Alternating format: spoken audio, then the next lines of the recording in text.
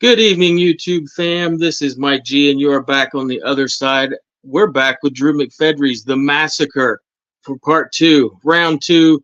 Ding ding. What's up, Drew? What's up, man? How you doing? I am doing well. You are my first sequel, so this is going to be kind of cool. I'm a little more comfortable than the first one. So the Yeah, last time, the last time we talked, there were some things that we didn't get into, mostly because of how long and interesting the interview was and what we had already talked about. But you had mentioned something called vibing. Can you explain again what vibing is? yeah. Basically, like from my understanding, anyway, the human body's like a battery. It's always giving off energy. So when you step into somebody's energy, you can usually feel their pulses, their heartbeat, their Hmm. whatever they're vibing with you or not vibing. Right? Some people even say it's like chemical. They have Hmm. like hormonal exchanges that create different things that happen between men and women. So yeah, vibing to me is just more like electrical pulses that you're picking up from one another, if it's positive or negative or whatever that might be. Gotcha. Would that in any way? Now I know it's not electrical or anything like that. Is Are pheromones involved in that? Because you said between a Yeah, man and a woman. Okay. right, so that's what I mean, like any kind of hormonal exchanges. Gotcha. And I guess there's a lot to that, and that's very interesting because I think that I have been around guys who I thought were like kind of stinky, right? Sure. But to girls, some girls would be like, "Oh no, he's a real attractive guy. He doesn't stink. Like, what are you talking about?" You're like, Hmm. Bro smells like a bag of onions. but there's something. I mean, that's a real thing that really Yeah. happens. Um, I don't know. I think hippies are into that shit too. Or stuff. Armpit sniffers. Some- they're more natural. I should say that. Right. Yeah. The quartz deodorant. How Tell us about, you shared a story with me about a man. I can't remember his name and I didn't write it down. I apologize. But he shared a book with you called The Law of Attraction. Can you kind of tell The us book, about that book? the book was based on the law of attraction, but the Okay. book is the secret. That's right. I'm sorry. Some people kind of like think it's some hocus pocus type ridiculous stuff, but honestly there's a lot of exercises and things that go on with it. But the guy who shared it with me, his name was Alex. I always consider him to be a really smart guy, very energetic. And how that all came about was, realistically, I was in a position where I couldn't really pay him what he wanted. So he was like, "Don't worry about the money, I got money. So if you read this book, this could help you and it could probably help me in the future." I was like, "Okay, well." I read it and it was The Secret. And then there's multiple other books that go along with it. Um, but yeah, it's all based on the law of attraction. Then there are multiple exercises and things you're going to do with it. And I do believe I still have the booklet where you can do all the exercises and everything as well. And then ultimately, all of that led into Christianity, which I got baptized in 2017. Cool. The Christianity, is that something that had, a lot of us are go to church and Sunday school when we're kids, and then as we get older, we kind of go away from that. A lot of people, anyway. The Christianity, is that something that was instilled in you young and that you just kind of kept in your back pocket until later in life? How does that work? I'd say no. And what I find with most people is, especially if they're young and they're forced to go to church and they're forced to go to Sunday school and they're forced to do this stuff, by Hmm. the time they get old enough, they don't care anymore. Um, Actually, the whole Christianity thing came really late in my life. Um, and it's not that I didn't believe, it was just I had a hard time believing that if there's a God, how does God let all these bad things happen? And so in my family, there's a lot of drug addiction, a lot of big problems. So it was hard for me to explain if there's this great God, how is this great God letting my mother suffer? That didn't Hmm. that didn't make sense to me. So I struggled with it for years and years and years. And by the time I got around to reading the Bible, things started to make sense at that point when I actually started reading the Bible. Yeah, I think that's something that a lot of people struggle with is if you're so great and wonderful and good, why are you letting this happen? Yes, I think a lot of people do have that issue, but also I think it's kind of like if, again, if I had a child, I wouldn't want my son to be weak. You might want to be a little harder on your kid to make your kid tough, right? Hmm. And that's the way you got to think of God. Is God is kind of like your father. So your God is going to try to build and correct you in the ways that Hmm. he needs you to be. And sometimes it's a hard lesson learned, right? Hmm. For some Do people, you, it's controlling their vices, whatever their little thing is. I've never met anyone that had it all 100% under control. No one does. No one does. No, no, I've even this is kind of a crazy story. I remember when I was a child, I went to a Christian summer camp from, I don't know, third grade maybe through seventh grade, and it was you go at 8 in the morning, do all kinds of activities, Bible study, and then go home Monday through Friday, fancy daycare type thing. Um, do you remember a Christian group of guys that would go to schools called the Power Team? Not They would necessarily, but tear phone books in half and blow up hot water bottles and make them explode and lay on nails and preach, talk about, okay, the week after they came to my school, and this was in the middle of I would say about seventh grade, and I was trying to become a counselor at this Christian summer camp.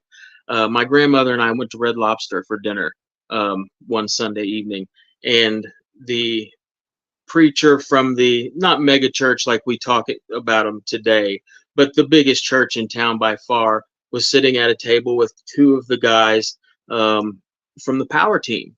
And I remember, oh my gosh, look, look. And then the server brought their salads over. And as soon as she walked away, I listened to the preacher and the two power team guys talk about what they would like to do with her. And that in and of itself crushed all religion for me for years. It was just like, well, y'all well, just talked in front of 500 students. the sad but true story is that a lot of the church has become a business.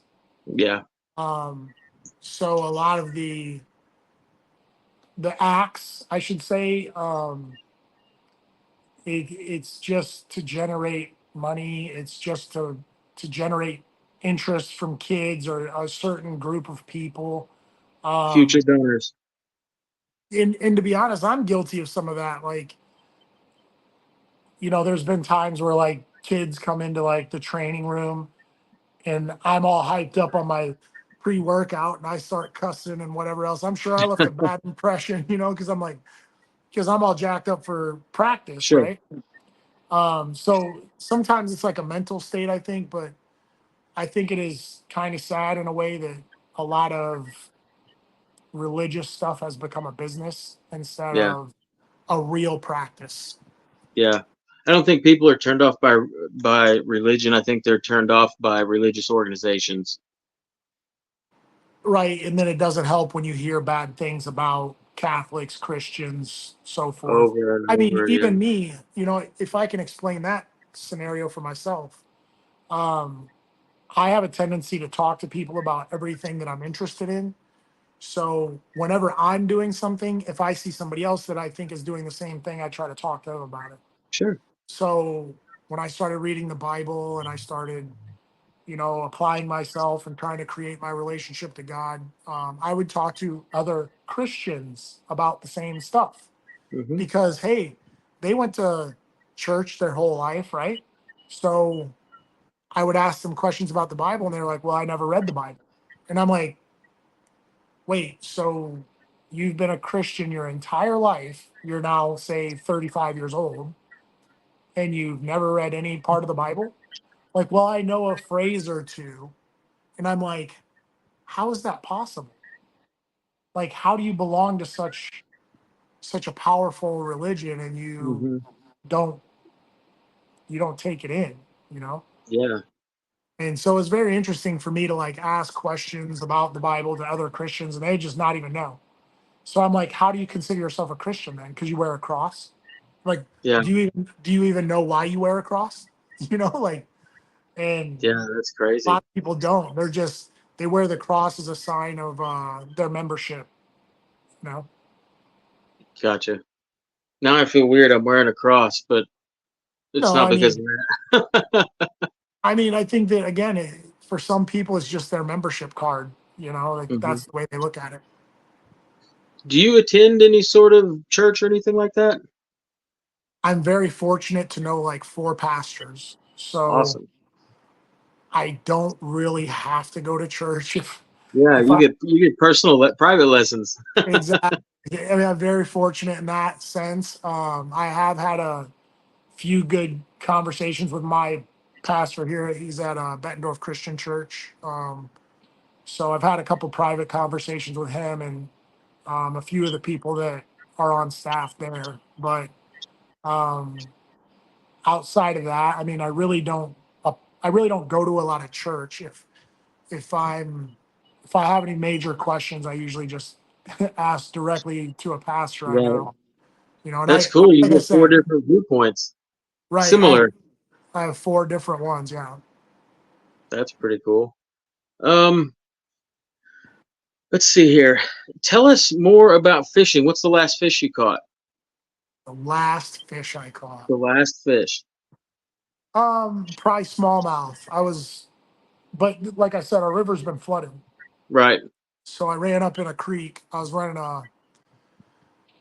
up in a creek and I caught a good amount of smallmouth, probably 20, 25 smallmouth. Wow. Nothing. They really weren't that big though. I think I caught like a couple keepers out of that batch. But Okay. obviously I enjoy fishing. That's what you're looking at in the background. You know, I keep That's probably worth more than my car. I'll be honest with you, like sometimes I wonder how much I've spent. I really couldn't calculate it. But anybody Did really it involved in fishing, they know. It's endless. It's endless. now all that stuff on the shelf behind you? Did you did it get to the point that you were just buying everything you didn't have already, or is that all stuff that you know for sure works? A little bit of both. Okay. So what was very fortunate about my situation was that actually through a connection of mine, I was able to get like it's like an on staff deal through Denali Rods. And at that point, I had like 125 rods. I think I had like a little over 100 reels. So Gosh. I ended up selling all my old stuff and then getting all new. So I have all Denali rods and I get a good deal through Denali. And then I fish all loose reels. But a lot of this stuff is, I will say, if I come across a lure that works every time, I'll buy five or six of them. And I don't think that's unreasonable. Right. Um, when you're fishing certain colors or there's a certain kind of, it might be a garlic dip or it might be a certain kind of dye, something that works for you. A lot of guys really stick to it, and trust me, everybody has a story of what works and why. Um, and then there's always, well, the water level is this, and the sun is over Right. here, and the shadows are cast this way, and there everybody has a story about how the fishing game works. I fished a lot growing up, and I want to see if you were duped and scammed like I was into buying these two products that were very popular when I was younger. The first one was the flying lure. Do you remember that? The flying lure. It was a little. It had a fancy jig head, and it was almost like a Okay, you remember the bad guys in Pac-Man? They look like little skirts with things hanging down at the bottom. Yeah. Okay, imagine that with longer skirts. It almost looked like a squid, and you put it on this special jig head, and it would do this, and you'd lift it up, and it would do this, and it was called the flying lure, and it was one of those, the first ever, I think, as seen on TV fishing lures. Was it a tube? Yeah, I mean, it was a plastic bait, and it came in different sides. It wasn't necessarily a hollow completely. It was kind of flat. Imagine like a tube squid, if that's the right term, but flattened down so that it would glide like this through the water. Man, I spent $30 of allowance on that crap. Never caught a single fish. Yeah, I mean, another thing. Another thing is, I mean, once you learn, like, well, I should say this. It depends on what species you're fishing for. So, if you bass fishing is something where if you really learn bass fishing, you're gonna catch everything else. So, Yeah, yeah, um, in those categories, I can't really pin down exactly what you're talking about, but to be honest, I think I could fish a dirty sock and catch something with it. Like I mean, it just that's the nature of it. Like once you yeah, learn what the species hits on and what they're attracted to, or sometimes, like I said, if I was fishing a dirty sock, I could probably get something to get a good look at it. You know what I mean? yeah. At least they'd probably swim up on it and check it out and see what it is. Maybe a big northern. Right, big northern, again, a big largemouth, it'll chase something Yeah. down and see what it is. Or Oh at yeah, the very least, they'll swim up and they'll nudge it. They'll kind of hit it and sure. see what it is.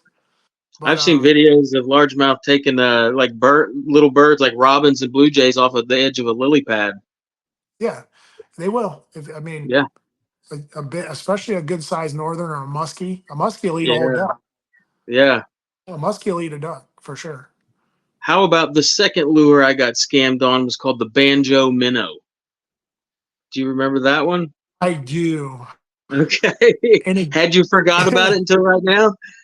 no, I didn't. But I, again, some of this stuff is like, there's a lot of fishing products that are kind of hokey jokey, but Hmm. I don't think the banjo minnow was one of them. I think it was. Did you I use it? mean, it works. You just have to know where to fish it, how to fish it, and sometimes Okay. I've seen this stuff like one thing I'm really not good at, and one thing I absolutely hate is spoons. I don't know where the spoon came about or why people fish it, right? Hmm. And I have fished areas I've tossed around, thrown around, throw swim baits, soft plastics, crank baits, spinner baits. I've thrown Hmm. everything around the bush and whatever else, and I'm not getting anything to bite. And I'm like, but I got this spoon, and I throw a spoon and they hit it, and I'm like, Yep.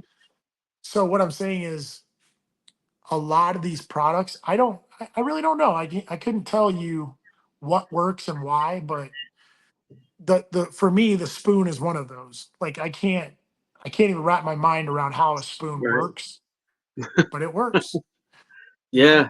When I was a kid in Minnesota on a family vacation, me and my two great uncles went out on the lake they lived on, and we just trolled around the lake with a couple spoons out the back, and would just catch walleye after walleye after walleye. right? And again, I don't know how they work or it. And I know like with spoons, there's certain weights and there's certain Hmm. sizes. I think you want to try to get the right size to the bait fish that's already in the water, and there's something to the rate of fall, and there's a Yeah. lot that goes into it. But to be honest, I hate fishing spoons. I'm like, and I'm kind of like, who created this thing? Who made it? Yeah. But for whatever reason, you will have those days where they will work, and my mind is blown when that happens. You see a lot of guys ice fishing with them too, having success just dropping Yeah, it down the hole. most of the ice fishermen I ever see are jig fishermen. They usually fish Okay, some sort of jig heads of some gotcha. sort. You ever do any deep sea fishing? No, I have fished off some piers, and Okay. I caught some they like called sheephead, but I think that's like the cousin of a perch. So it's Okay. like a sheephead's a pretty big. perch, I believe. Some, like I said, they look similar to a perch. There's different color, Is but ocean fishing something you're interested in, or you just haven't done it yet? I would totally do it. And I see these guys catching a Goliath grouper, um, peacock bass. I'd be really Yeah, in peacock bass. Um, for some reason, I don't know why, but marlin fishing doesn't really. I'm not really like turned on by that. But I would say like maybe sharks or something. Like sure.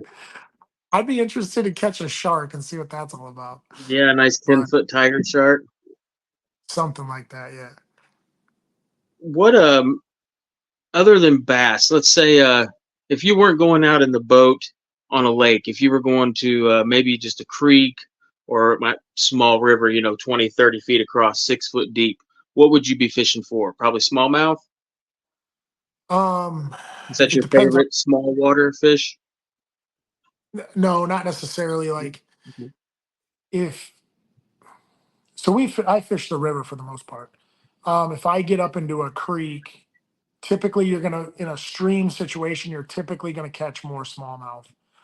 There is a stream where I've caught 5, 6 pound largemouth, and I'm really shocked that they're there.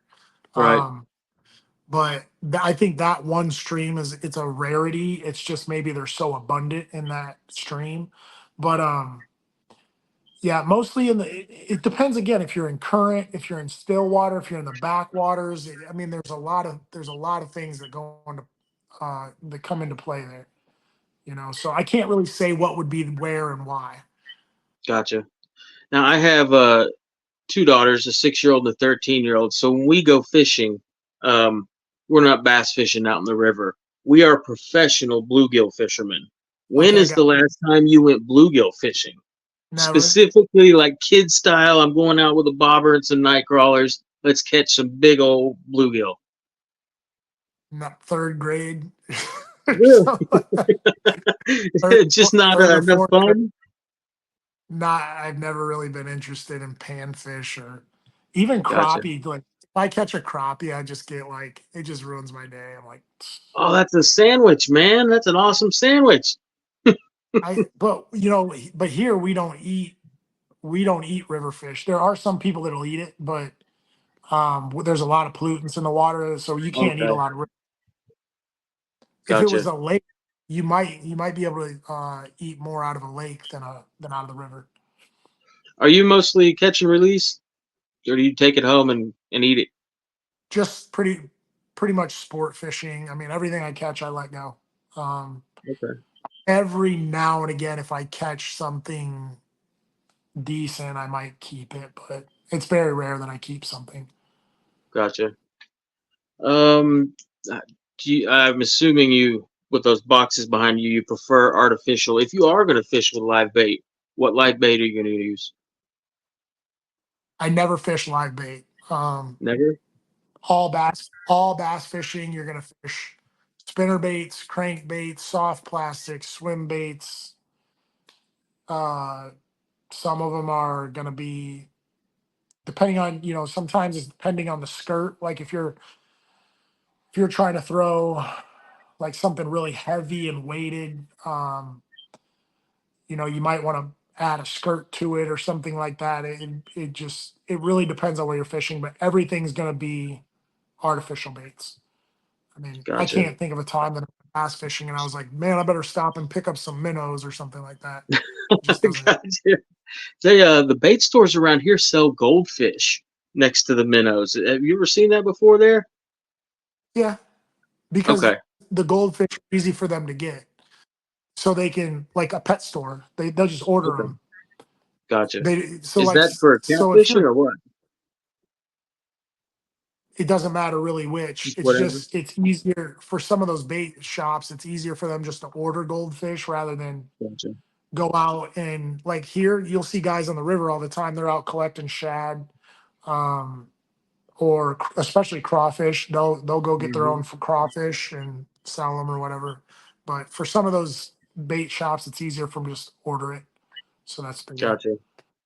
When you're an old man, are you going to own a bait shop with a rocking chair? That'd Probably be not. no. I think if I had my choice of kind of that rec room, I mean, don't get me wrong, fishing I think would be important, but I really enjoy the bow. Okay. I think that if I had a shop or something like that, it would probably be more like bow. I'd be more like the bow hunting stuff, and I'd like Okay. fishing to the side and then bow hunting over here or whatever. I There you mean, go. I'd be all right with that. Do you have a bow section there behind you somewhere with a bunch of bows and arrows? Not currently, not right now, but Gotcha. I did. I sold. I kind of sold everything to kind of start over. So, and then our basically our deer season starts in the fall. Okay. UFC light heavyweight champion currently, Alex Pereira. I don't know how familiar you are with him because you said you don't really pay attention to fights too much anymore. I know who Is he is. also okay. He is also very good with a bow. I don't know if you've ever seen. He can almost do trick shots, like throw something up in the air, and he uses a longbow for everything. And he actually part of his walkout from the back to the cage is he does this like a battle march, and then finds the guy in the cage and draws back and like that. Yeah, It's pretty I've cool. seen it. Yeah, you know, since you bring up this UFC stuff, you I know can't help it. this this uh this random UFC stuff. Somebody sent me a message. I think it was like last night or the night before, and they said that like I was back in first place for like one of my records or something. Maybe you would know more about that than me. The only way, because that was how you and I first started talking months ago, was me sending you a message about the fastest average finish time in the UFC, and I believe first place was current. It had to be a certain number of fights for him to do the statistic, but first place was current UFC interim champion Tom Aspinall, and you were in second place. And his last fight, I was hoping would go past like 2 minutes and 12 seconds, so that you could then jump into first place. And he finished it like 3 seconds before. So as far as I know, it's still second place. But man, I hope the next time he fights, it goes the whole distance, because then you'll be back Well, in first. I think I had two records, but I'm not really sure. I like again, I don't keep track of all this stuff. I really don't pay attention Right. to it, but somebody sent me a message saying that I was back in first place for one of the records, and I don't even. Okay. I'll have to check I into. I've never looked into the other ones. I just that's the one that I knew of. Yeah, that's fine. Yeah, I was just kind of curious since you brought up, Yeah. this crazy UFC stuff. I brought up the fact that I cook meat. Yeah, that's what I do. I can't help it. I try not to. Um, let's see here. You had mentioned when you're with your spirituality, New Year's, how you treat New Year's. Can you explain that a little bit? Yeah. So basically, and this was before I became a Christian and so Hmm. forth. Um, it's probably been since I was about 35. Every New Year's or coming at least around the new year, I set some kind of goal. I learned some kind of new skill, or I kind of indulge in something that I normally wouldn't. And every year it's something different. I think that one year I volunteered for like kind of feeding the homeless thing, and it was a very interesting and a very emotional situation. The one year I decided I was going to, uh, how can I say it, strengthen my relationship to God. So I did a whole year of, it's like a day to day response book. So Hmm. the first top of the book, it'll give you like maybe a part of the Bible, an explanation, and then on the bottom half you respond to it. So I did that every day for a year, plus two smaller books. They're like daily readings. Hmm. So I did that for a full year, 365 days. Was pretty cool. And I learned a lot. Honestly, fishing was one of them. When I first started with the goals and stuff, Hmm. I basically decided one day I'm gonna learn to fish. And it was kind of funny because like when I first figured it out, like, we used to have a gander mountain here in town. So I go in there, I go to the fishing section. It says bass right there. And so I go in, I was like, and I asked the guy that worked there, I was like, what does this do? It was like a crankbait, but I didn't even know what a crankbait was. Right. So you got to imagine I'm like 34, gonna be 35 or something. I didn't even know what a crankbait was. I didn't know, I didn't even know what soft plastics were, I didn't know anything. And I didn't know how to use a bait caster. I didn't know anything. I still So don't. it took me about 2 years to be really fluid with a bait caster. But Whew.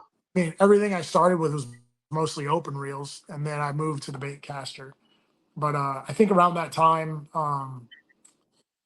trying to think of the guy's name, Skeet Reese. I think I just won the Bassmasters Classic, so I was kind of doing the Skeet Reese rods and stuff like that, and I was trying to do a lot of drop shot stuff with this open reel. And I mean, I figured it out. It just took me a while because I didn't know anything about it. So every year, come around New Year, if it's before the new year or after the new year, I always set new goals. I always try something new. Um, one year, speaking of spirituality and stuff like that, I really got into self improvement, which kind Hmm. of helped me along. Um, I started doing vision boards. So what I found about vision boards was that if you make that vision board and you put it somewhere that you have to look at it every single day, it's like it's the same as noticing the red Honda. As soon as I say red Honda, you're going to start seeing more red Hondas, Yep. right? So if you have a goal, if you have a vision, you put it there in front of you, you see it every day, and you will start to see it everywhere. And Hmm.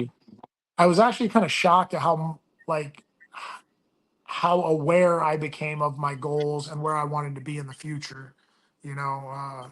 And honestly, I got most of the stuff on my boards. That's awesome. Kind of like if you visualize it every day, it helps motivate you. Well, again, with the vision boards, the whole purpose of it is to have a picture of what you want, Hmm. and Yeah. then the more and more you look at and it could be a house, it could be whatever. So, like, say it's a house. At some point, you're going to drive by a house that's kind of like what you want, Hmm. and then you're going to be like, "Wow, that's my vision."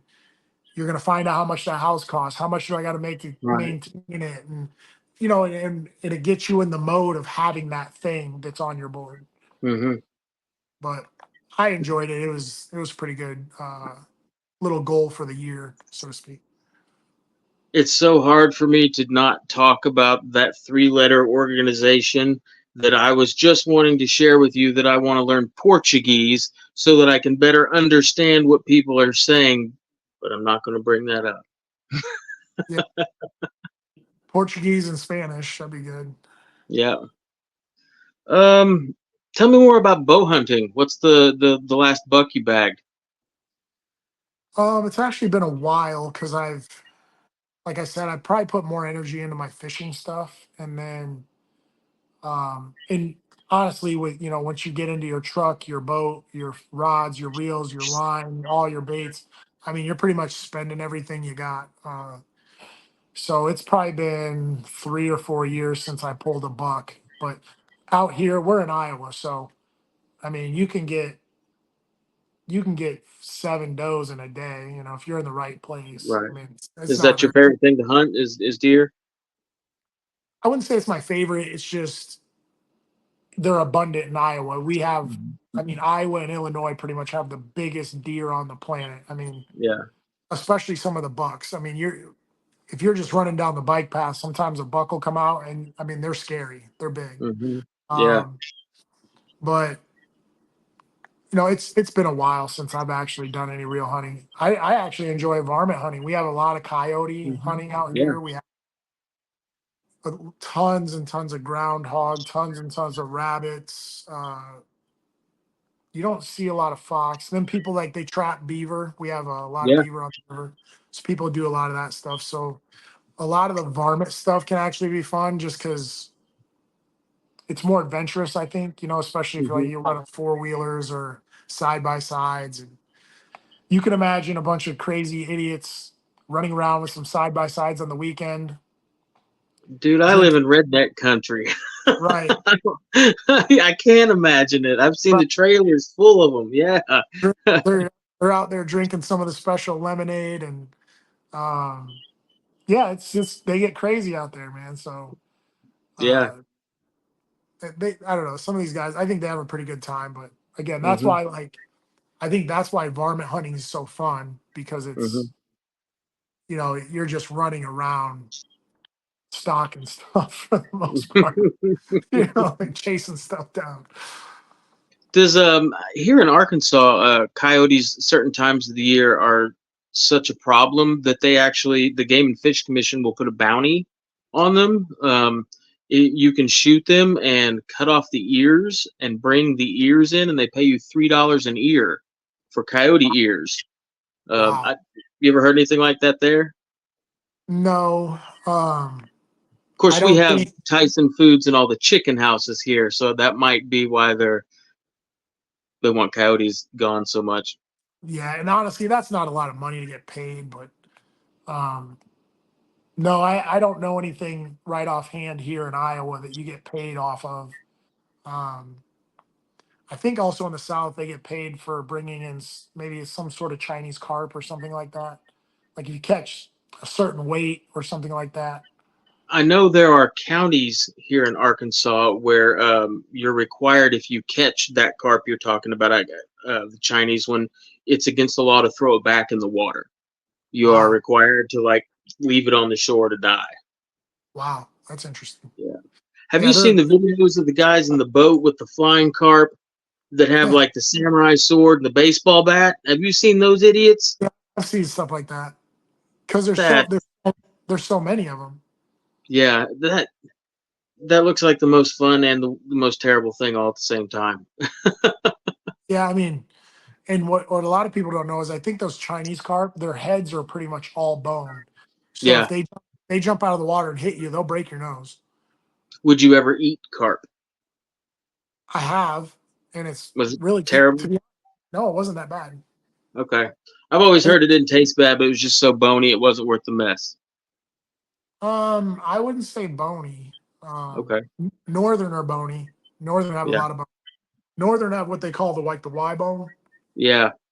So northern are they're a little hard to kind of debone, but once you figure it out, you know how to do it. It's Hmm. not very hard. But everything you catch out here tastes like mud. If it's in the river, it tastes like mud. So if you catch anything in the lakes, I mean, you could eat stuff out of the lakes, but the river you just Right. probably would stay away from. Have you ever been interested in combining the bow and fishing? Is that something that interests you? I've done it, but I've never really had a professional type setup for it. Okay. Um, to be very real about it, like I think so. We have a not far from where I live. We have this place called Credit Island. When it floods, the carp kind of get up in there, and Hmm. it's kind of like a peninsula that goes out into the. I shouldn't say peninsula, but it's like an island that goes out into the middle of the river. So Gotcha. when it floods, it's like maybe a foot or two deep, and you can see the big fish. Yeah. So I've been out there a few times, and I've bow hunted or both done some bow fishing, but it just I did it with a really cheap setup, and I Gotcha. mean, it worked, but it didn't. I missed most of the time, and it was like whatever. I've What never we bow usually, fished for carp, but I've used to snag them with big treble hooks out of creeks. Just cast over the top. You can see your hook and then yeah, yank. I think, That I was think, fun. I think snagging here is illegal, but I don't know.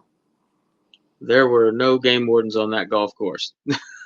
Yeah, I mean, I don't know about. I think snagging is legal here. I don't know, but I don't know much about. It. I've never really done any snagging. Right. I mean, I've seen the hook, so it's like a big weighted triple hook, right?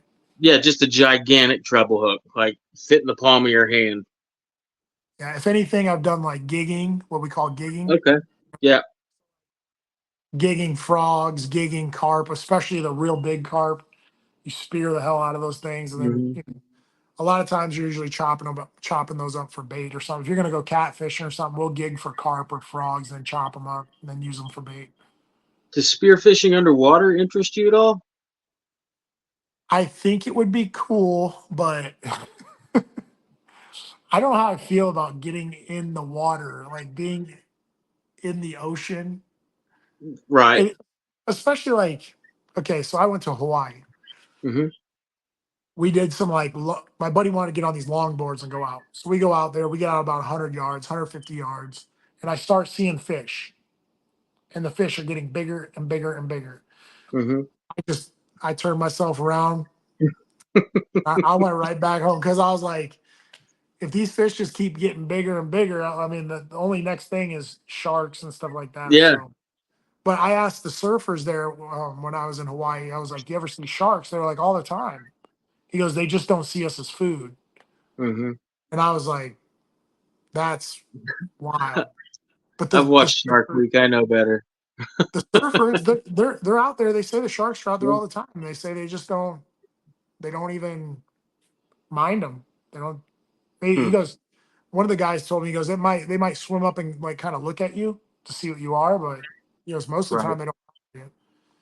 But There is a really, really nice some tailwaters that are pretty clear, not too far from here. I've talked with my oldest daughter about basically not like a spear gun, like the spears that you can buy at like Academy Sporting Goods and stuff. We've yeah, talked about going out there with goggles and a snorkel and spear and gar, like going uh, in their element underwater. That seems like that's man shit. yeah. I mean, we have gar here, and it's not often that you see really big ones, but I Right. have caught a couple big ones, like maybe like 5 feet. You know, like a Hmm. 5 foot gar. That's a pretty good size gar. Yeah. But pretty much everything in the river, like I've caught, like pretty much the max size of what it is in this area. Um, One year I caught a 50-pound cat, which is pretty cool. Yeah. Uh, I Did you catch eat pretty. that? No, I let it go. I Ah, figured, I figured he made it as this far. I might as well just yeah. let him go. You know, 50. I mean, So 50 many, pounds. 50 pounds is big. That's a big cat. so Uh, many po' boys. what's that? So many po' boys. Yeah, for sure. Yeah, What is your favorite freshwater fish to eat and saltwater fish? I wouldn't say I have any favorite. I eat a lot of sushi, if that helps. Okay. Uh, I mean, if I'm gonna eat something freshwater, it'd be probably like, gosh, Trout. Trout's pretty tasty. yeah, but we don't really fish for trout here. There's no real trout. Right. Um, they dump them into the lakes like they're gonna spawn or something. I don't know why they do it, but um, trout isn't something that people fish for here usually. Um, yeah, I'd Trout say fishing's really big here. yeah, definitely not here. I mean, everything here is pretty much bass, largemouth, smallmouth, catfish. Um, I haven't caught many blues. I would like to catch some blues maybe, but Okay. and again, a lot of the stuff that I catch, I don't eat. I mean, I don't really have an interest in eating much of it. Right. I mean, You some take some guys, fresh walleye and rub it with Dijon and grill it. Oh, that's yeah, good. I've caught some decent walleye before. I'm not really interested in eating them. Right. But pretty much everything in the river is polluted by somehow, some way. Unless That's it's, terrible. I mean, it kind of is. I mean, we have a lot of power plants and Hmm. manufacturers, tons of manufacturers. Upstream from us, we got like some dog food plants. Some There's one. It's Alcoa. I think it's called Arconic now. Um, they're just major manufacturers, and they pump the water in and pump the water out, and it's all polluted. So I don't Gotcha. know. I don't know how they do that. How they deal with it. Talking about the gar, do you guys have alligator gar there? That's what it is. Yeah, same thing. Okay. Okay. Do you have the other gar, or is that the only one you guys have? Because we don't have hardly any alligator gar here. It's just tons of the long nose and spotted. Those spotted ones are beautiful fish. Yeah, I'm trying to think. The ones the big one I caught, it had a mouth like a chainsaw. So Was it a wide head or a real long skinny nose? wide. It was wide. Okay, yeah, that's the alligator. Yeah. So I think we have both. I think we have both what you're talking about Okay. because I've seen both. We have And a game and fish hatchery a couple towns over, and then it has a small aquarium inside that kids can come in and look at. And then at the hatchery outside, they have this one. I'm gonna call it a tank. It's about 100 yard long, 2 3 foot maybe concrete pool that's about 4 feet wide the whole way. The fish can't even turn around in it, but it's the biggest gar I've ever seen. No joke, it's probably 8 feet long. I'm close to 6 feet tall, and it's much longer than me. And this thing is so huge, you can reach in and pet it in the water, and it doesn't even move. It's the yeah, craziest thing I've ever seen. I think the thing that we probably have that most like fishermen don't like is Hmm. what they call the dogfish. It's it's called a bowfin, I think is the technical term for Okay, it. I've heard of them. But you get in an area where there's a bunch of dogfish, man, they eat everything. And I guess those are kind of like prehistoric type fish. But Okay. they eat up everything. And I know I've caught a couple, and I had a buddy with me. His name was Mike, actually. But I had a buddy with me, and we had caught a few of them, a couple big ones. And he ended up catching this lure up, and the lure was like a $55 crankbait. And I was like, hey man, you're gonna get in the water and get that crankbait. And he's like, no, I'm not. He's like, no, I'm not. He's like, I saw the fish are in the water. I'm not getting that. And so I ended up having to get in the water to get my crankbait. But it was like seriously, it was a custom made $55 crankbait. It's really nice. Jeez. Yeah, it Do was you really remember your very first fishing pole? I'm assuming when you were a child, at some point, you got a very first fishing pole. so yeah. What's interesting about that is my grandparents had an auctioneering business. So we got everything kind of secondhand, right? Hmm. So I always had fishing poles and fishing line and fishing gear. I just really didn't know how to use it because nobody ever taught me. Right. So even like those old school bait casters, I got one right here actually. I was very lucky. I picked up this just the other day, and you probably wouldn't believe it, but I found a working Abu Garcia ambassador, like Whoa. one of these old ones. Yeah. Wow. This is a working Abu Garcia ambassador. Wow. I found it at a garage sale, That's awesome. and I got the rod. And I think the rod's an Abu Garcia rod too. But anyways, I found this. I couldn't believe it. It's a working Abu Garcia ambassador, and I got it for $3. What? I Now couldn't. was that the same as the first fishing pole you ever had? No, the Abu Okay. Garcia ambassador is like one of the very original reels. Okay. Actually, Abu Garcia is a great story behind it. Like he worked in a, do you know who Abu Garcia was? Yeah. Yeah. But do you know the story behind how he became a reel No, maker? I just know about the fishing poles. Okay, in short, he's from Switzerland, I believe, Okay. and he wanted to be a watchmaker because everybody was watchmakers, and that's how Hmm. most people made their money. If they were going to make a lot of money, they were watchmakers. Right. So he got into making watches, and he worked for a major manufacturer.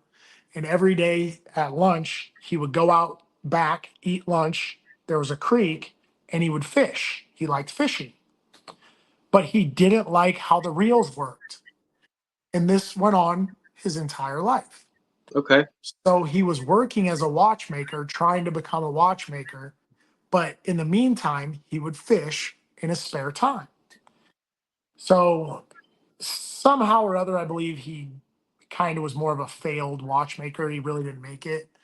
And he decided, I'm going to make a reel that really works well. And he made the reels, and he ended up kind of just selling them here and there. And then he got Hmm.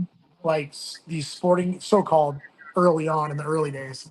these sporting goods shops to, I think they would buy like, he had them contract like 50 reels at a time. Hmm. That's how he started Abu Garcia. Wow. Yeah, I had no clue. It's a crazy story, right? And like he his reels caught on. When his reels caught on, he started selling more and more. And then instead of having his own watchmaking plant, he was making reels instead of watches. So he bought a old watchmaking plant and turned it into a reel making plant. Wow. Who is your favorite TV fisherman ever? I wouldn't. I mean, everybody has.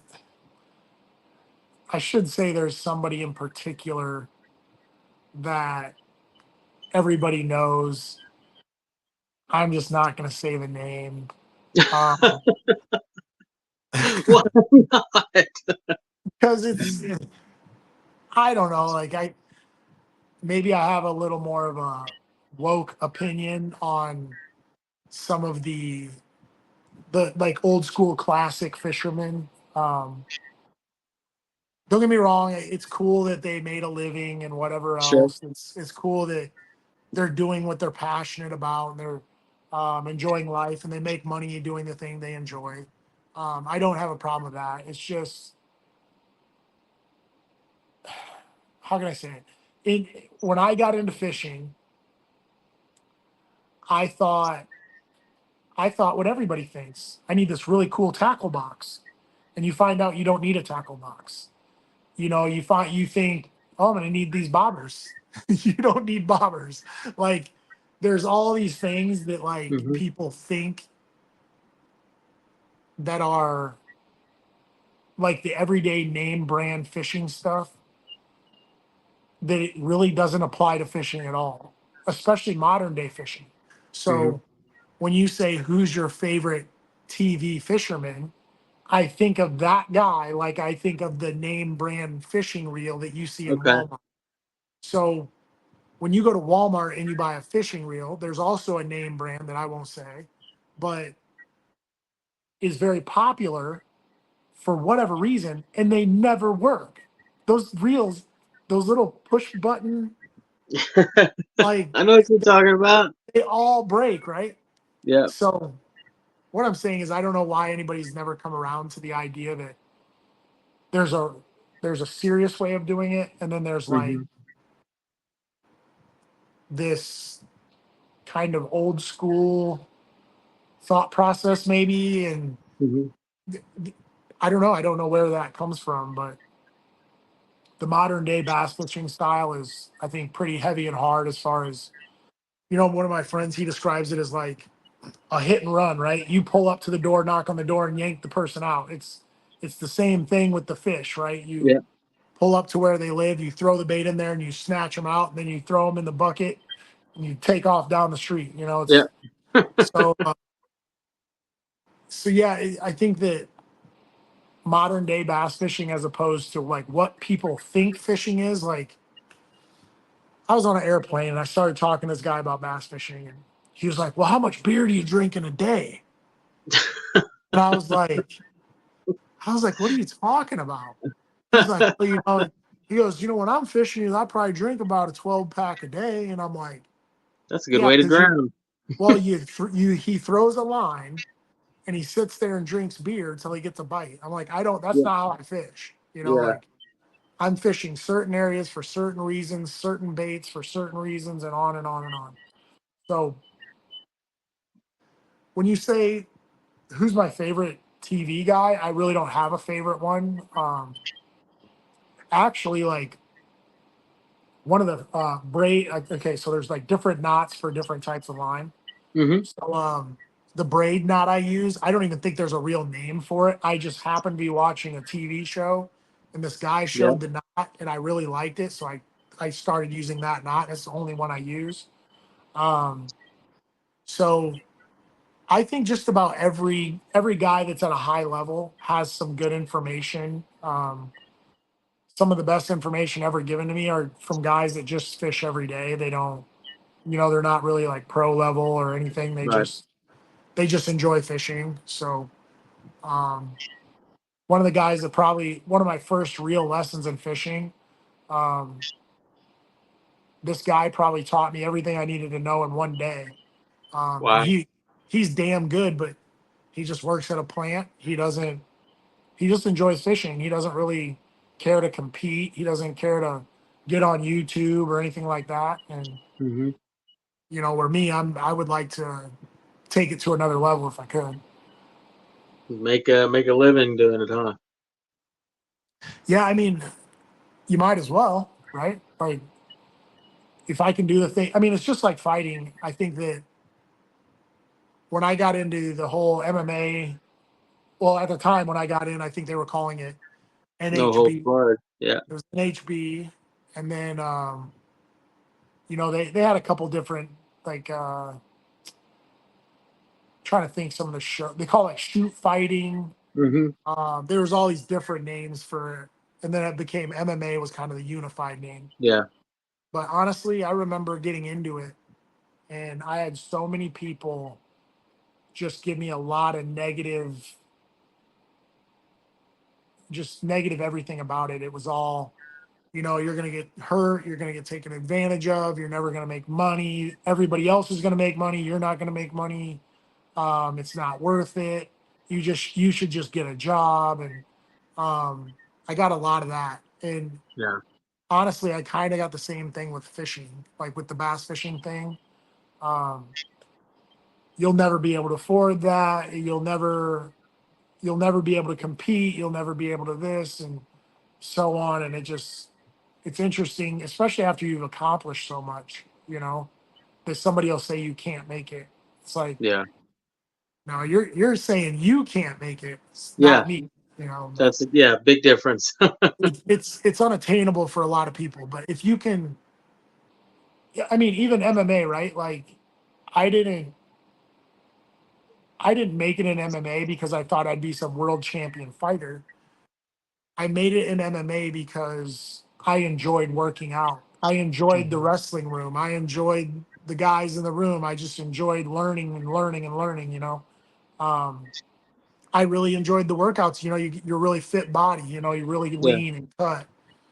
I enjoyed learning about diets and things like that. And it's the same thing with fishing. It's the same thing with hunting. I really enjoyed learning how to track animals, or Hmm. especially with the deer. It's like once you figure out where they're getting their water, where they're getting their food, and where they're bedding down.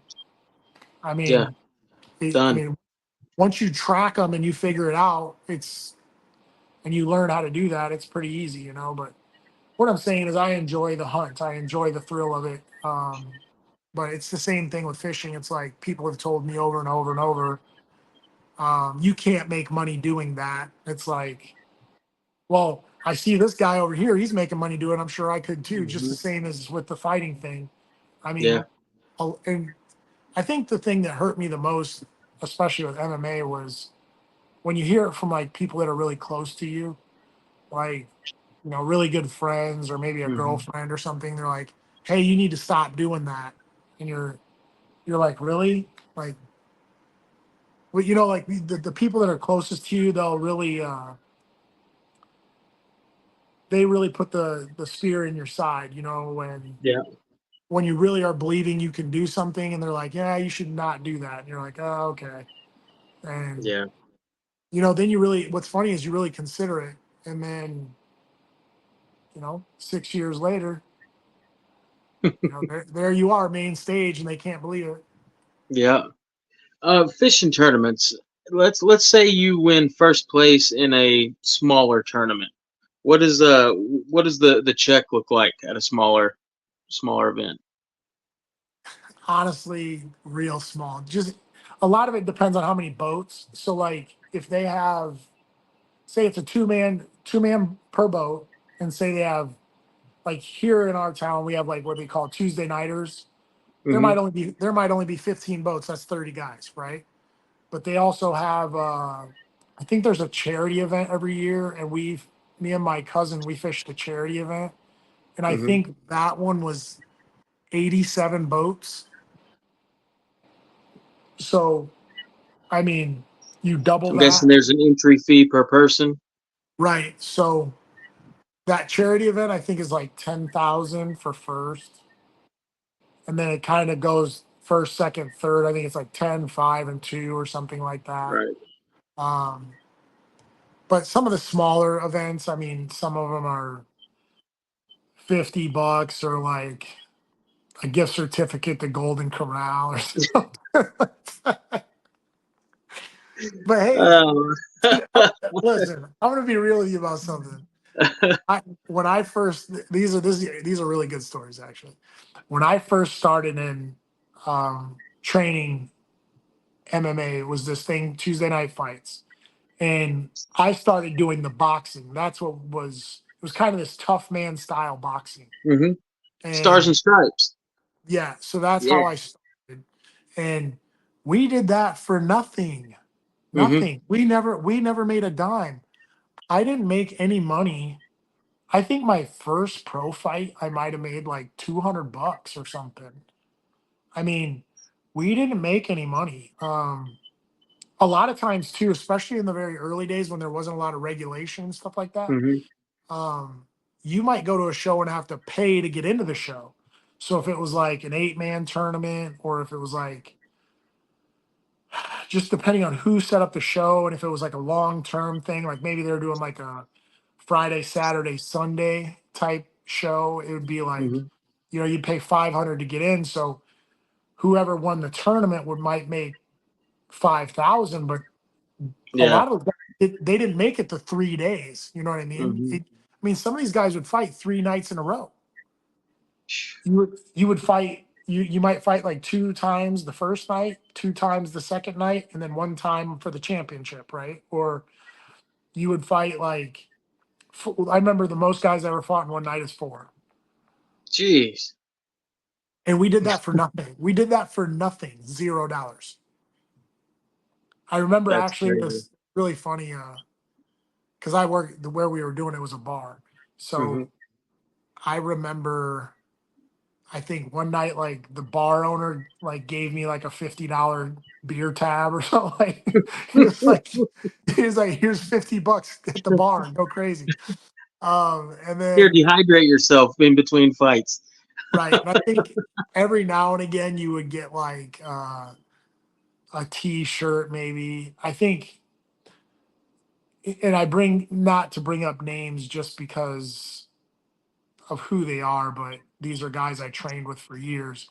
Um, I remember one night I had a pretty good showing, and Jeremy Horn was there, and Jeremy Horn, Matt Hughes. I think those guys were like some of the very first initial guys that were sponsored by Tap Out, Hmm. and so Jeremy gave me like a Tap Out T-shirt, and I thought it was like the coolest thing ever. Um, and actually, there was not a lot of gear back then, so um, like me and Robbie, we used to like share shorts. So like we were about the same size, so we'd always share shorts and stuff like that. Like seriously, like you would do a fight, go backstage, take Yeah. those shorts off, Here and you go, man. give them to your buddy, and he goes and fights. And it was That's like, crazy. but that I mean, there was no gear, there was no, you Right. know, just regular. I mean, there were like $1 mouthpieces and Hmm. Did you crazy. even get a chance to put them in the hot water and mold them to your teeth first, or was it just put them No, in and go? no, No. because a lot of people didn't show up with a mouthpiece, Yeah. so they just took them and stuck them in their mouth and went. Bit down and go. And back then, when I first started, there was no. You didn't really have to wear gloves. If you didn't Hmm. want to wear gloves, you really didn't have to. Um, but most of the events you would go to, everybody brought their own gloves. So some guys would have these bigger, like kind of what do I say? They're kind of like MMA sparring gloves, they call them Yeah. now. Yep. Bubble gloves. They had like Yep. bubble gloves. So some guys would show up, they have like bubble gloves, and then everybody else had those like old school Harbinger bag gloves. Um, but back then, I mean, I was very lucky that I came in on the very forefront of like rules and regulations. Hmm. So like you didn't have to wear a cup. A lot of guys would come to the and we fought in rings. I didn't even Hmm. fight in a cage till like way later. I think I didn't fight in a cage till it had probably been like my fifth pro fight or something like that. Um, yeah, but some guys they would come. Okay, so like if we were fighting, like it was an amateur show, right? Hmm. They would announce the names. Some guys would just like stand up from the bar, take their shirt off, and then like go to the ring. You know, I mean, they were fighting in guys were fighting blue jeans. Some guys came in, they fought in full gi. Um, I never came a lot of amateur kickboxers. There was a couple, but um, there were a couple guys, and I don't know why they did it, but um, there were some of these guys they thought they were really tough guys. So they wore boxing gloves into an MMA match, thinking they're gonna hit this guy so hard they don't want to break their hands, right? Yeah. And it was ridiculous. But I mean, that was the I was on the when I first started out, MMA was it was Hmm. haywire. It was crazy, you know. Um, the other I'll tell you the funny one is like the speedo. There's a lot of guys that fight in like speedo with no cup. You'd be like, "What are you doing, bro? Like, what are you doing?" Yeah. Who's that for? Who benefits from that? What? Uh, Yeah, no I've good. never been able to do the speedo thing, but some guys did it, and some guys didn't. I'm But sure I you're did. familiar with Dennis Hallman, fighter named Dennis Hallman. Yeah, I've heard. I Okay. I saw it. I saw that. Um, The pink speedo. I saw the event. Yeah, No, no I think good. didn't he get banned after that? They wouldn't Yeah. let him back. Well, yeah. They said that they weren't going to allow anything like that again, and then it seems like suddenly that was the last fight on his contract, and it wasn't renewed after that. He was also going through he went through a patch where he dealt with some legal troubles and some substance troubles and some family issues, and I think that was during that time period because that's not a decision that someone who's using their brain correctly makes. No Right. offense, Dennis. Sorry. You know what's interesting? When I first started in MMA, I think pretty much everyone wore the Vale Tudo shorts. So they're Hmm. like little volleyball booty short type things. Yeah, Um, so this spandex, was shorty spandex. yeah, really small, like very small shorts. So what's I got I should say when I started fighting in those and training in those, I was very uncomfortable in them. I didn't like them at all. And then by the time that I got comfortable wearing those, that's when the board shorts kind of came along. Hmm.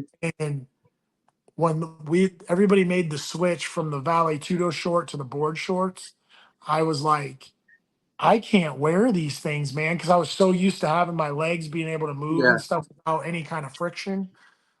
it's Um, a different sensation on your body. It throws you off, I would think. but then obviously when I got into the UFC, I think that um, I had some sponsors, so I was like, "Hey, I'll wear whatever you tell me to wear, as long as if you're going to pay me for it." And then, do you ever remember the sport kilt? You remember that? So what? The sport kilt. I don't know That what you was a mean. They used to have a sport kilt. It was like an MMA kilt, like a Scottish kilt I, or no, I Scottish don't. I don't remember it. sport kilt. You should look it up sometime. A lot of a lot of guys used to wear them. A lot of guys used to Okay. wear them. That was like a popular thing for quite a while. You say that, and I think of my daughter's skirts that they wear. It's like shorts. It looks like a skirt on the outside, but it's shorts on the middle. That's what I think of when you say like, Yeah, like for private school kids or something. yeah, Yeah, I know what you're talking about. Kind of the same thing, but it's sport kilt. It was like a pre-made kilt, and I'm not sure if it was Irish or Scottish, but gotcha. I don't know who made him, but it was it was an MMA sport kilt, and that was a big deal for a while. Is that what Marcus Davis would wear? Do you remember him? Is that what he would wear out to the octagon? He's the hand grenade. Yes, the Irish hand grenade. Yep, Marcus Davis. Yeah, he used to wear sport kilt. Okay, now I know what you're talking about, Marcus Davis. Yeah. They were actually pretty popular for a while, but I don't know Hmm. some of the fighter gear. I'll tell you, I was very fortunate, and I'll always talk about them. But um, in my first couple matches, I had to deal with Warrior Wear, which I was glad they stepped in. Um, but later, I had probably my best deal ever I made was with Tap Out. Um, Hmm. and Tap Out did everything for everyone. I mean, Yeah. they really expanded the sport. You Yeah. know, they traveled everywhere. It wasn't. I think what Tap Out did was great, just because they weren't really trying to sell a T-shirt. They would go to different states and they would travel around and they would set up um, MMA shows, and they promoted the whole sport. They didn't promote Yeah. just their brand, you know. They were a movement. Right. So I got to say, I really tip my hat to Tap Out. They helped me a lot. I really enjoyed Cytosport supplements that I had to deal with them, and I probably used all of their products. I thought all of their products were really good. But what I'm saying is all this stuff, it's not always the fact that you're just getting paid for it. It's like when you Right. actually try it and you're like, oh wow, this is awesome. The other one that was probably the best. So I'd probably say my top three sponsors ever were Tap Out number one, Fairtex, and Cytosport. And those were the things that I used the most. All the Tap Out, they had tennis shoes, Yeah. bandanas, necklaces, watches. Everything. That one time they had bottled water. They sent me a full, like, giant box of bottled water. That's awesome. Um, Fairtex, it was like whatever I wanted. They would send it to me. They So do a lot of Muay Thai stuff, don't they? That's a popular brand in Muay Thai, isn't it? Fairtex is all Muay Thai for the most part. Okay. But I'm a real fan. I'm not a casual. I'm a real fan. yeah, Fairtex, I really enjoyed their stuff. They got me all the hand wraps, boxing gloves, knee pads, elbow pads, headgear, shin guards, suitcase pads, the kicking pads. I mean, everything you can imagine. And I used all that stuff. So, like I said, Tap Out probably was like my number one sponsor. Fairtex would probably easily be number two, and then Cytosport would have been my third. And Cytosport was the same way. Like, they were like, whatever your team wants. So That's I would, awesome. I could order 20 tubs of protein. I would take two and I'd give the rest to my teammates. Or I would order aminos and I would take two and I'd give the rest to my teammates. And that's how Right. everything worked. I mean, if anyone were to ever ask, I always thought I was fairly giving, especially with some of the stuff that I couldn't promote, but people would send to me. So Hmm. if somebody sent me something, I might take a picture in it and then just fold it up and put it back in the pile, and then I'd give it to my Right. teammates. So I gave a lot of stuff to my teammates. There did come a time basically when I wasn't training, and I just took my whole all my stuff to the gym, and I was like, whoever wants it, take it. And I Here and you I go. just and I just started over. Um, I did have a really fortunate experience with John Jones. Um, Unfortunate? very fortunate, very fortunate. Fortunate. Okay. Yeah. I went to Albuquerque, and I think he was kind of like shocked to see me there. Like he's like, because he had been watching me before he got into the UFC, but Yeah. now here he is. He's like a champion, right?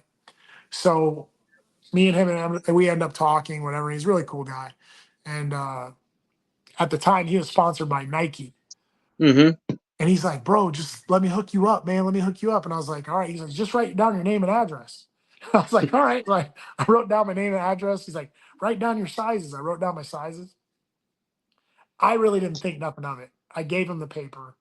He Hmm. put it away, and that's the last I saw of it. So I trained with him for like, I was in Albuquerque maybe for like 10 days or something. We trained like every day together because he was going to fight Vitor Belfort.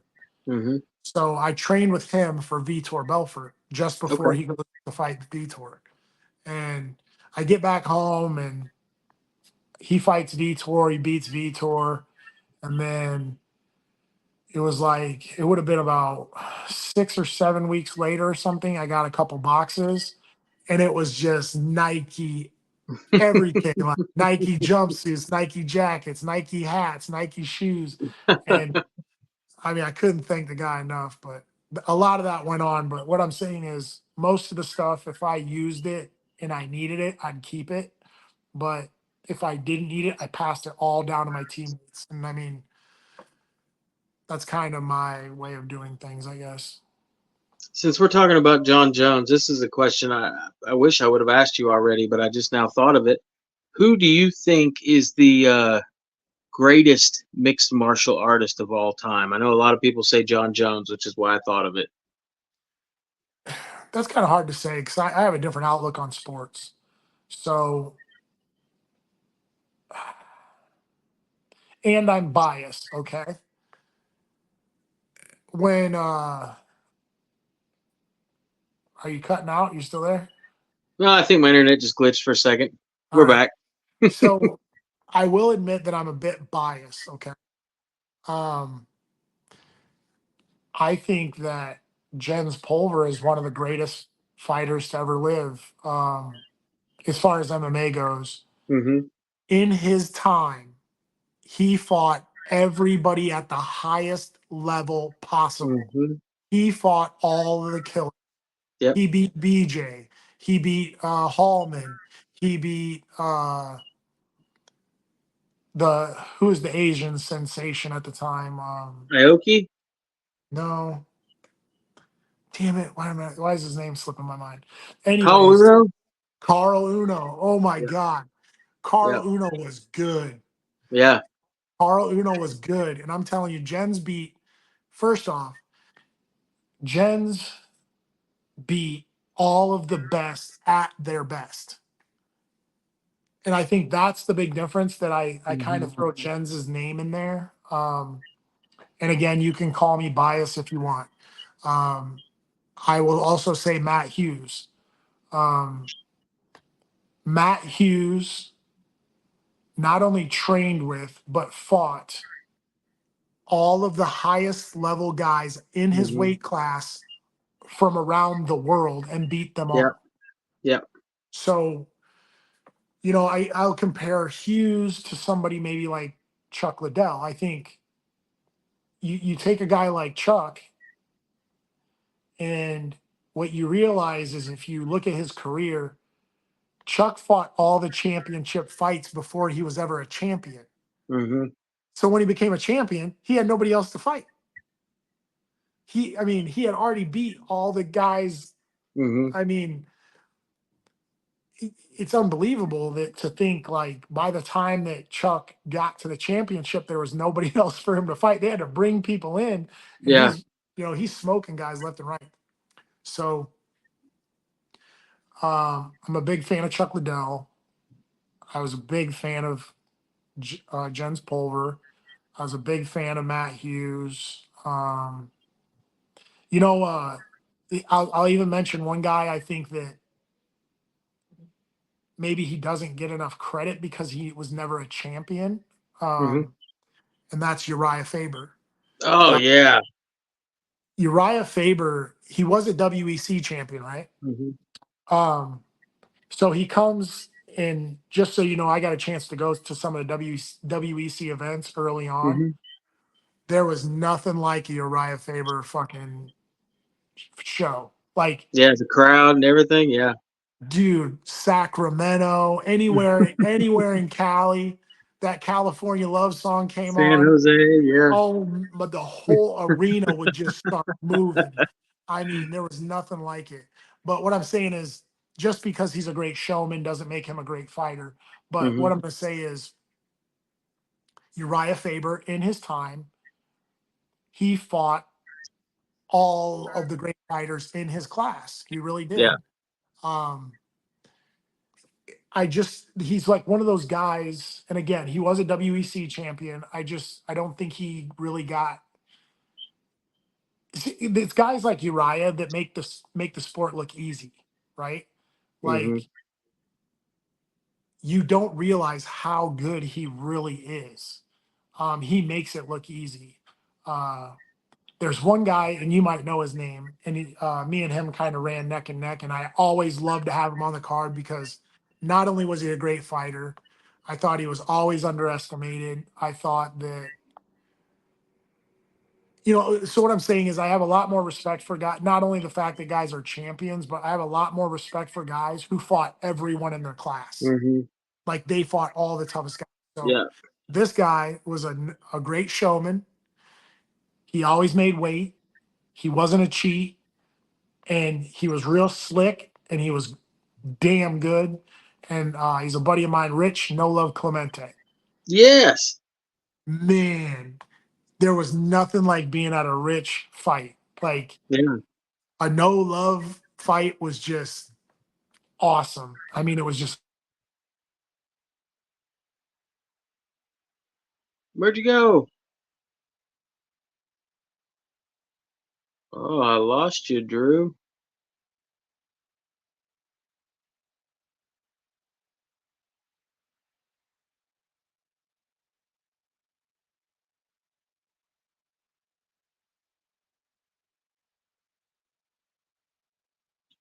Where'd you go, Drew?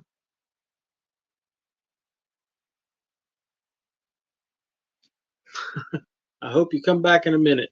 If you don't come back in a minute, we'll start over again, buddy.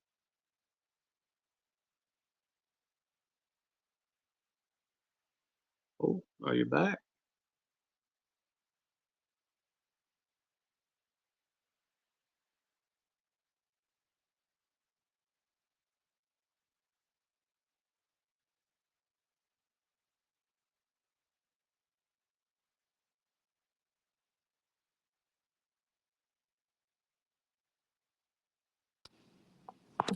that There work. you are. I Are you can't hear back? you. Yep, I see you. I can hear you. I There can't you hear are. you. How about now? No? I can't hear you, bro.